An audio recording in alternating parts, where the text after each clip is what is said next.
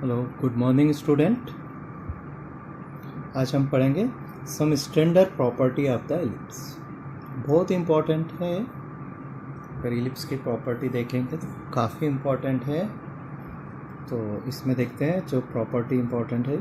If S be the focus and G be the point where the normal at P meet the axis of an ellipse, then SG is equal to ESP prove करना, and the tangent and normal at P bisect the external and internal angle between the focal distance of P।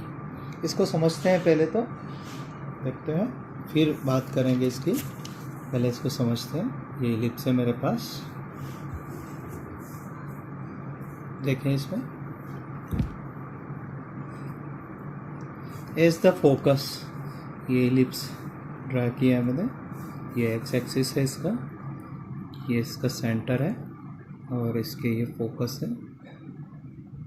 ये as the focus और एक focus S dash, ये foci है इसके। और आगे क्या बोलते हैं, S with the focus where the normal at P, एक पॉइंट पी लिया मैंने।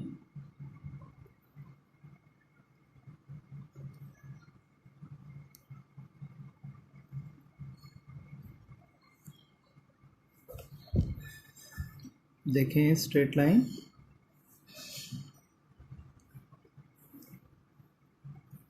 ये पॉइंट P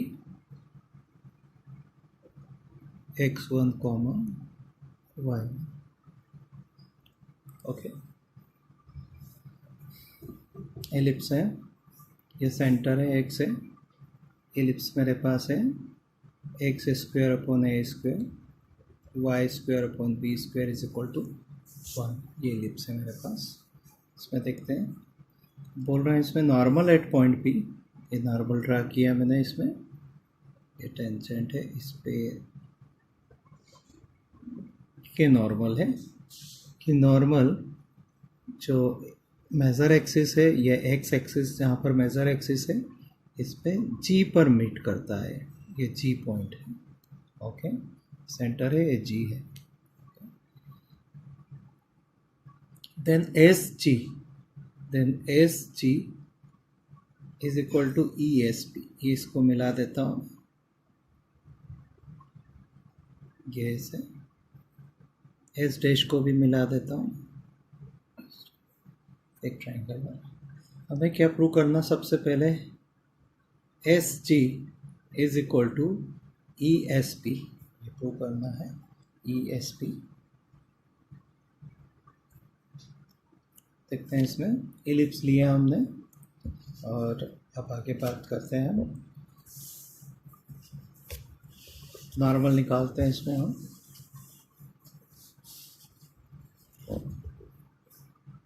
एलिप्स है, इक्वेशन ऑफ नॉर्मल फाइंड करते हैं। Equation of normal, equation of normal at point P x1 y1, then a square x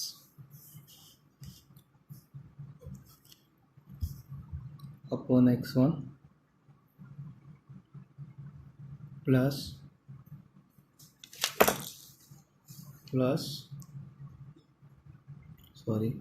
minus b square y upon y1 is equal to a square minus b square। Equation of normal हो जाएगा ये, ठीक है।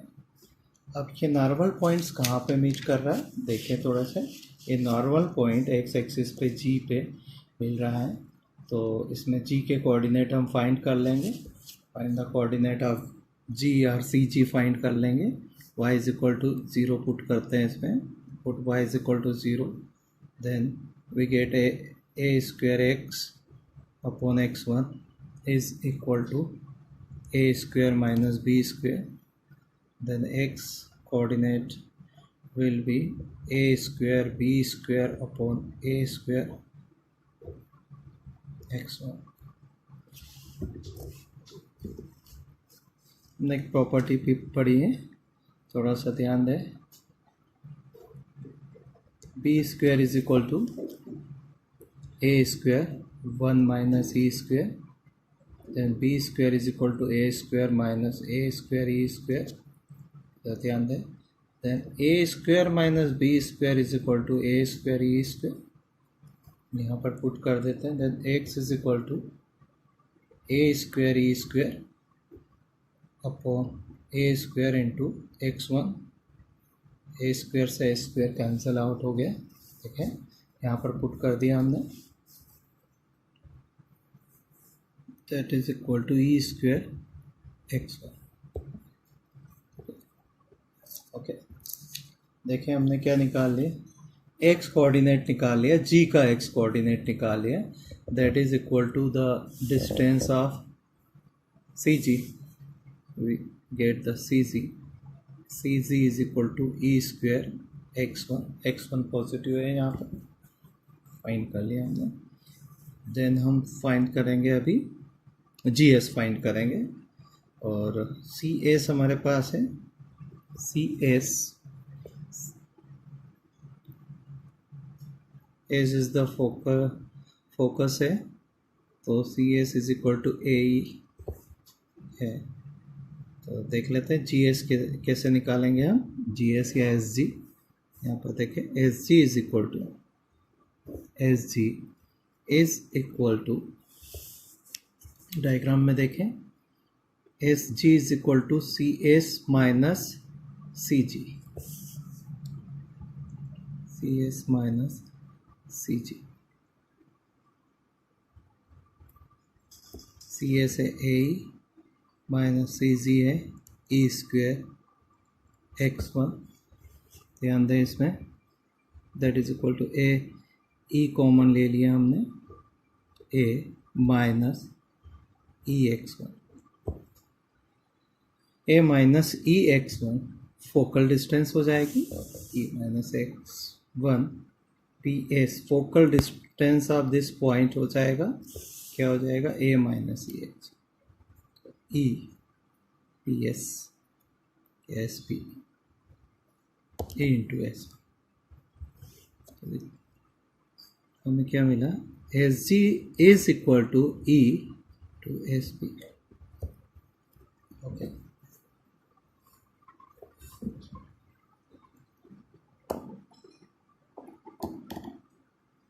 Check करें एक बार और, तो property है S B the focus.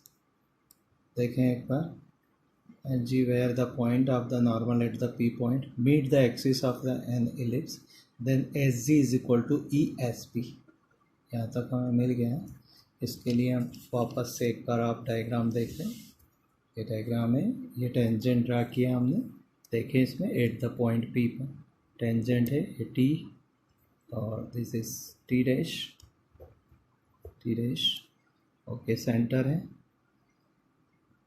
S focus है, इसके कोऑर्डिनेट ए ई कॉमा 0, तो सी एस हमने लिया था, और एलिप्स है, चेक कर लो।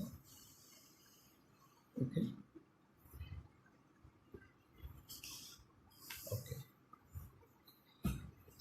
Similar S dash G is equal to E into S dash P हो जाएगा। ये फर्स्ट हमें मिल गया था, सेकंड भी इसी तरह से मिल जाएगा हमको। देखें इसमें क्या हमने देखा है, ये देखें क्या हमने निकाला, S dash G is equal to E S dash P. Similarity से हम फाइंड कर लिया हमने दूसरे फोकस के लिए भी। Then ratio of this to ratio is S G S dash G is equal to S P S dash P. ये हमारे पास रेशो मिला है। अब हम फाइंड क्या करना चाह रहे हैं, ये रेशो तो हमें मिल गया। नेक्स्ट देखें इस थ्योरम में क्या करना है आपको, ध्यान दें। And the tangent and normal at the point P bisect the external and internal angle between the focal distance of P, between the focal distance of P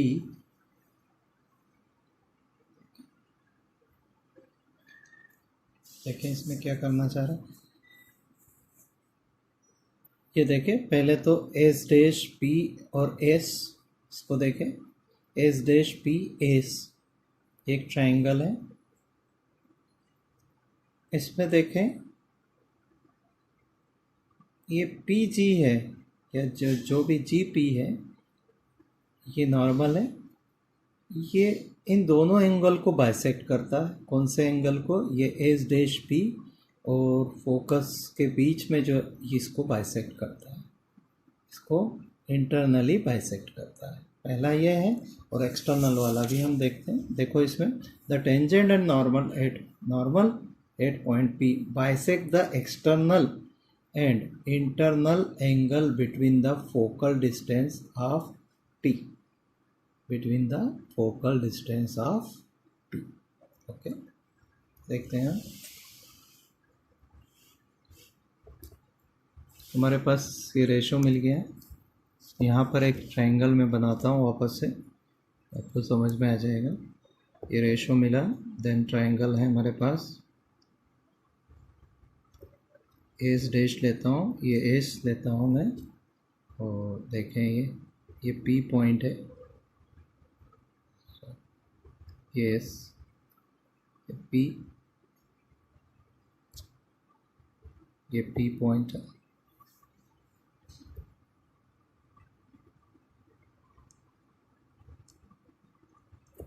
ये देखें इसमें टी टेंजेंट है और ये इस पर परपेंडिकुलर है, एस जी है। ट्रायंगल देखें P S dash S, triangle में एक प्रॉपर्टी होती है ट्रायंगल की, एस जी और S dash G ratio is S P and S dash P. देखें ये साइड्स के जो रेशो होता है, अगर ये आपका यहाँ से आप ये एंगल बाइसेक्टर हो जाएगा, ये एंगल बाइसेक्टर हो जाएगा if the ratio of this sides, this G S और इसका रेशो इज अपोजिट जो साइड से उसके रेशो के अगर इक्वल होता है तो, या इसको ऐसा भी लिख सकते हैं S dash P upon S P is the ratio of S dash G and upon S G. इसका मतलब है ये जो इंटरनल बाइसेक्टर हो जाएगा हमारा, पी जी क्या है? Internal bisector. P G is internal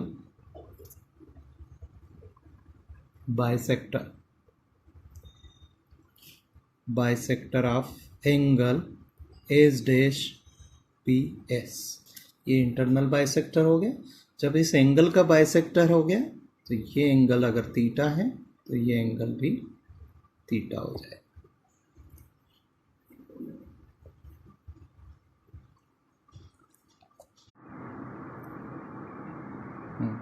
next देखें इसमें, ये ट्रायंगल है, हमने ये तो प्रूव कर दिया था। इसमें अब टेंजेंट, ये देखें अब ये टेंजेंट जो ड्रा किया है हमने, ये क्या करता है? External angle S dash P, S triangle में जो एक्सटर्नल एंगल है एट पी, इसको बाइसेक्ट करता है। तो इसको एक्सटेंड करता हूँ मैं, इसको एक्सटेंड कर देता हूँ मैं, ये सपोज एल तक एक्सटेंड कर दिया है। तो एंगल मेरे पास मिल रहा है L P S. L P S angle को ये पी टी बाइसेक्ट करता है। पी टी इज बाइसेक्ट करता है एंगल एल पी एस को। ओके, ये कैसे बाइसेक्ट करता है अभी देख लेते हैं। ये देखें इसमें ये 90 डिग्री है, ये टेंजेंट है और ये जो नॉर्मल है इसके बीच का एंगल 90 डिग्री है। ये ध्यान दें थोड़ा सा। तो ये एंगल कितना होगा ये अभी हम निकाल लेते हैं।